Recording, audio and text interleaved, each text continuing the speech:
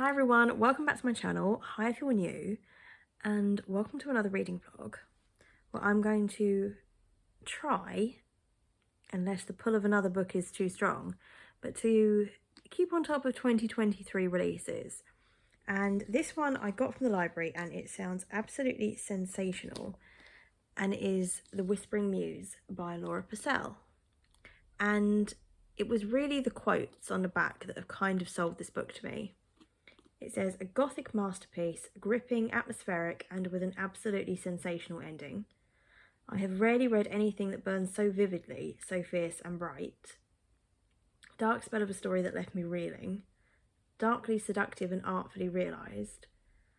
I mean, it just sounds great. So, it looks like we're at the Mercury Theatre in London's West End and rumours are circulating of a curse. And it said the lead actress has made a pact with a muse of Greek mythology to become the greatest actress to ever grace a stage. But the jealous wife of the theatre owner is suspicious, and then they send dresser Jenny to spy on her, and Jenny's desperate for the money, so she goes along with it. What Jenny finds is a woman as astonishing in her performance as she is provocative in nature. On stage, it's as though Lilith is possessed by the characters she plays, yet off stage, she is as tragic as the muse who inspires her. And Jenny, sorry for her, befriends the troubled actress. But when strange events begin to take place around the theatre, Jenny wonders if the rumours are true and fears that when the muse comes calling for payment, the cost will be too high. I think it sounds great. So I'm going to jump into this.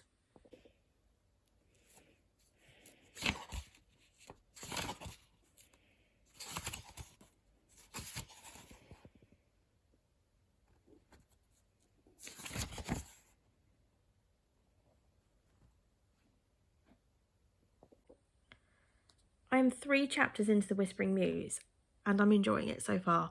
So we've met Jenny, who is the one that is going to be spying, if you like, on Lilith. And she's basically been given the job at the theatre. She had some instruction from Mrs. Dwyer, who is the wife of the owner of the theatre. And we've just had her coming to work on her first day. She has already made the mistake of saying Macbeth within a theatre.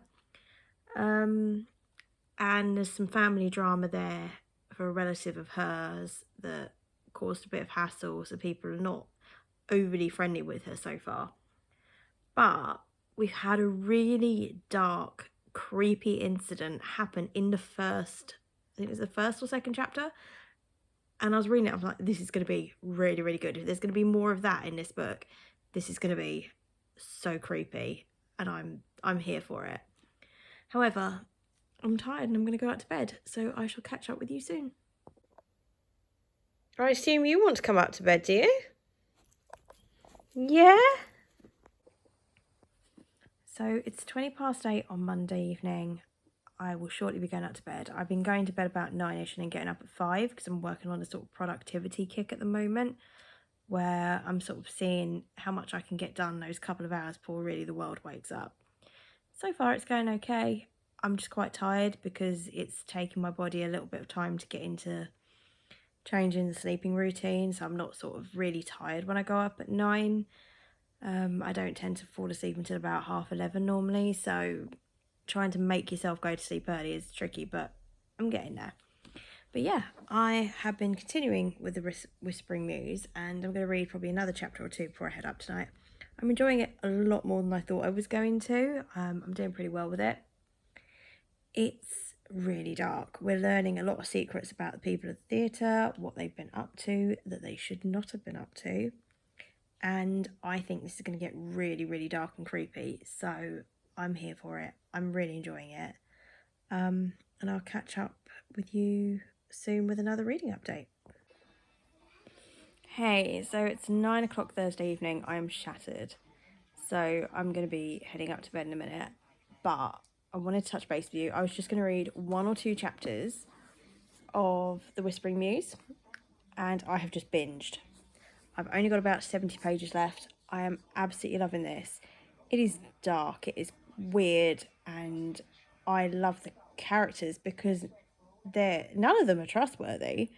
Everyone's out for themselves. The drama is intense, and just when you think, something's going to happen. Extra drama happens, and I'm here for it.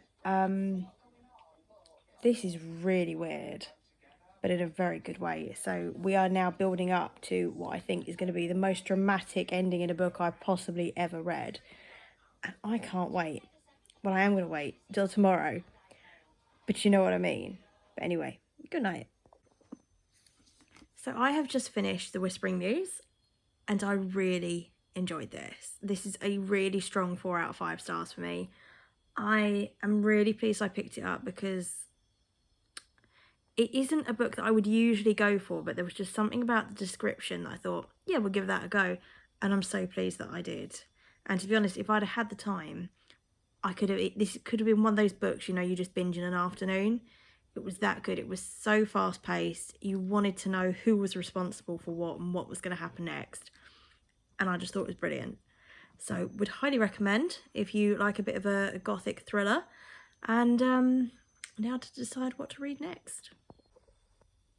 So the next 2023 release that I would like to try is Maame by Jessica George. This looks really quite interesting.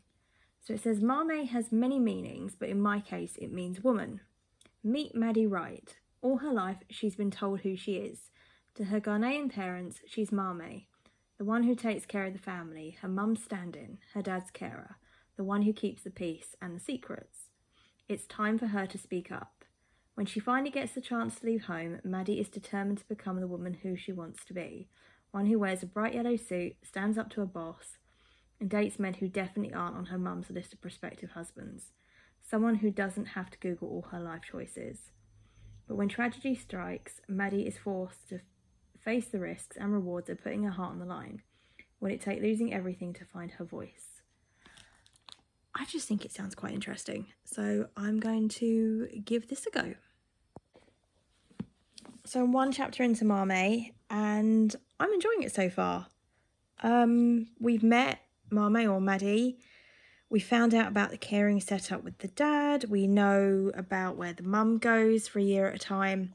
But really we're exploring our main character at the moment. We're finding out what goes on in her life, and her mental health is the main feature here, I think, at the moment, where we're kind of finding out that the pressures that she's got on her, that she's tried to sort of do the right thing, that she's been told to be happy, that she's doing the right thing as far as her family are concerned, but she does seem to be struggling. So I'm intrigued to see if whether or not mental health is sort of mainly discussed at the beginning, or if it's going to be explored a little deeper further on. But I am looking forward to learning a little bit more about the character and seeing what happens next. I'll just hit a quote that I think is probably apt to quite a few people here.